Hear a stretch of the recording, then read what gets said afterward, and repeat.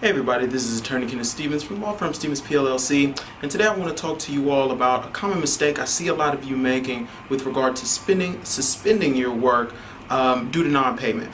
So a lot of times we see situations where general contractors and subcontractors aren't paid on a project, and after 30 days or so you all just decide, you know what, I'm not going back to the project, demobilize your crew, remove your equipment, and you get on out of there.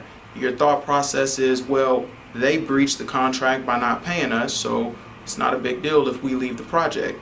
However, there's a lot better way to go about that.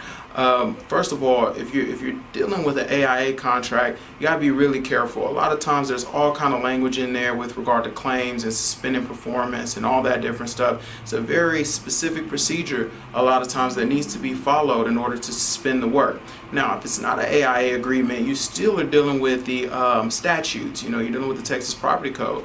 And under the Property Code, it's in there very clearly that you have to give notice before you suspend the work. So after you give notice, then 10 days after giving notice, you can suspend the work, and you won't be responsible for any damages unless you're either paid, or if the owner or contractor that hadn't paid you gives you a reason, a legitimate reason for non-payment. And it's kind of enumerated in there what those reasons would be. If one of the reasons is defects, then they have to give you an opportunity to correct the defects.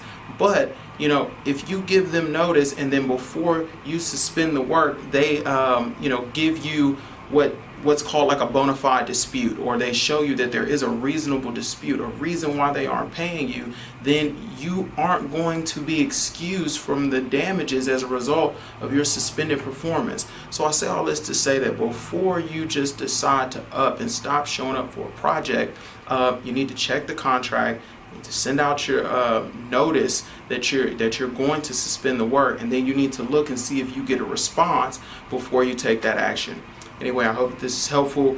You all share it, and as always, happy building.